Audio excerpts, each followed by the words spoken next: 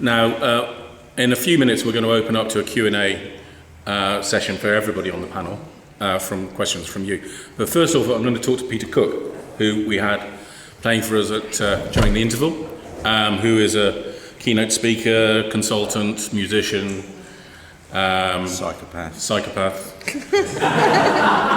Only in his spare time, mind. Polymath, sorry. Yes, polymath. And actually, something that was just mentioned there by Hannah is the inability, and we've seen it all over the place. There was an interesting article somebody sent me this morning about a SPAD who just said the business secretary just won't listen to business who come to talk to her about Brexit. And it struck me, Peter, that you were talking about the cult-like belief in Brexit amongst people who are still mass supporters, and how difficult it is to persuade them that everything is not perfect when yet we see all this evidence before us. Well, I wouldn't say there's many of them. I have been to Seaford this afternoon, Tunbridge Wells before that. We found one in each town. In fact, they hunted me down because I was playing music. And I apologise for the volume, actually. There's not much I can do about that in this great big hall. So everything's loud. So, yes, but first I'd like to just say that I really like what Dave had to say about working across parties in APPG groups. But I'm a Brexit fundamentalist. Fundamentally, I believe the only good Brexit is a dead Brexit. And ameliorations are important. In fact, we could, if I had my way, the whole industry would collapse while I'm waiting for someone to sort it out. So we do need ameliorations, and British people are exceptionally good at amelioration. But nonetheless, even Rishi Sunak today is doing what I call pay-as-you-go Brexit, rejoin with his Horizon programme.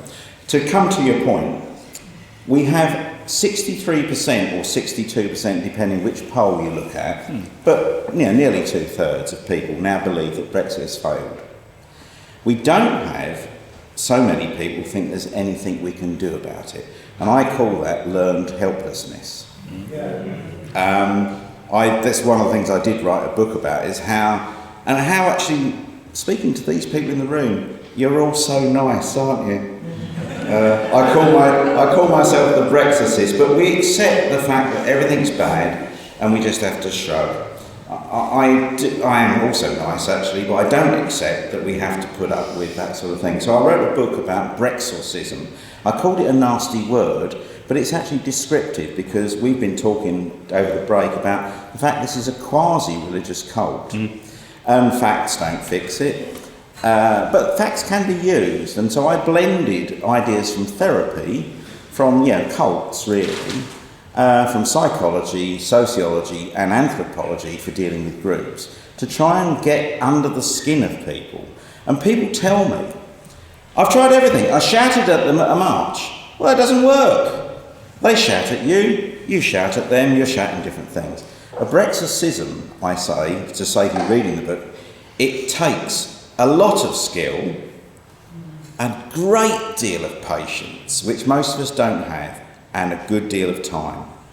Sometimes I meet people in cafes, I befriend them, even if they don't want to be friends with me. And we sounded a bit creepier than you thought it did. Yeah, I know, but I'm trying to be short. They usually pick me, actually, because they find a t-shirt, and they've, like an alcoholic, they've admitted already they want to talk. So we talk over hours and weeks and usually months. And over a session, you can first of all listen to their story, but eventually you can challenge them. So people are still telling me about bananas, for example. And you can eventually say the banana thing, no, it's not there. So I do think that actually, to round this point off, if we could get to 70% by early 2024 from 63%, politicians listen to that kind of stuff because they go, oh my goodness, I'm going to lose my seat because I won't talk about Brexit. And nobody wants to talk about it, but they do want to talk about the products of Brexit, the cost of living, the NHS and so on, yada yada. There's a picture over there, an iceberg. So they do want to talk about those things, but they don't want to talk about that word. So we have to go out and talk about Brexit, and I'm pleased to tell you all there's very few of them left. Well, it reminds me, I do have a friend who was died in the war Brexiteer from years back. He's a family friend, because he wouldn't be a friend otherwise. And I used to have these long discussions with him about Brexit, long before the referendum. And eventually he ended, he says, Jonty, he says, every time I argue the facts with you, you win, but I know I'm right. And you're like, no, you just don't know facts. Which brings us round, actually, to, I did write an article for the New European quite recently, in which I said, it is quite possible that the Tory party will be the party of rejoin before Labour. If they suffer a big enough defeat, they'll have a big meeting and decide they want to be in power more than they want to be outside the EU, and it will all change. Well, I wrote an article 3-4 months ago, which I called Pay As You Go. Because I said, in summary, that the Tory party are in a desperate place. Rishi has got no room to manoeuvre. He's got the ERG on his back. What do people do? I'm a business strategist mainly rather than a musician. You might think I was a bad musician, but I may be a bad British business strategist. But what do people do when they're in a corner? They either give up or they come out fighting with disruptive things. And Rishi needs about 12 rabbits. Some would say maybe 30 rabbits out of the hat. So therefore, they will try and ameliorate Brexit by trying to make it work so that it goes away as an issue. Now, this is a great opportunity for musicians to say, I want my thing, because today Horizon has happened, Guy Verhofstadt has said, what about Erasmus? And I say, what about the 68 million people who will be left behind? The trouble with step-by-step logical incrementalism rejoin is that you solve the problems of science, they go away. You solve the car industry's problems by, saying we'll have some deal about that. And then there's nobody interested in it. And Labour, apologies to any Labour people, but I talk to Labour all the time, and I say, in 2032, we're going to mention Brexit again. And I say to them, nobody will know what it is. And it's I'm not picking on Labour there. Kicking it into the long grass is a difficulty. So I do, because I'm not part of any other unit, I'm independent, I lobby everyone on, and that's what these guys do on a more systematic and structured basis. We must do it. Now, I'll just finish with you, Peter, with one final question, which is, as you said, this kind of amelioration thing, which some of the problems go away, only works so far because of the deal we have with the EU. That it never deals with the major structural problems because they are hardwired into the deal that we got. And to give Labour credit, Keir Starmer says we mustn't just do symptoms, we must look at the causes. And the cause of many of our lived experiences is Brexit. Not all of them, but some of them.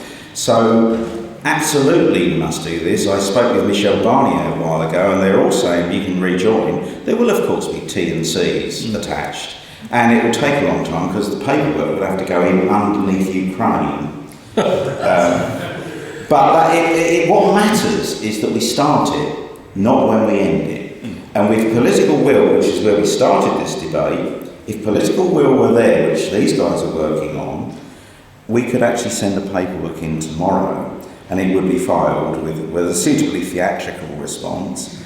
And that's where this journey begins. And I think we need to work hard on the unwashed masses to get them just to move from Brexit has failed to, we could do something about it. Right. Just on that, I'll just tell you one personal experience. I was looking it up the other day because I thought it was 1999, but it was 2003. And I went to Sweden. Does anyone know what happened in 2003 in Sweden? You think you know about Europe. It was a referendum on whether to join the euro. And they voted against. And one of the things that the Brexiteers will come for you with, if we ever do attempt to go back in, is you'll be forced to join the euro. Right? Sweden joined the EU at the time when every new member had to join the euro. It had a referendum on it in 2003, and absolutely nothing has happened since. Nobody is forcing them to join the euro. No one's even mentioned it. Poland, the same. It's a complete red herring. They will bring this one up time and time again. Just say Sweden 2003, and you'll shut them up.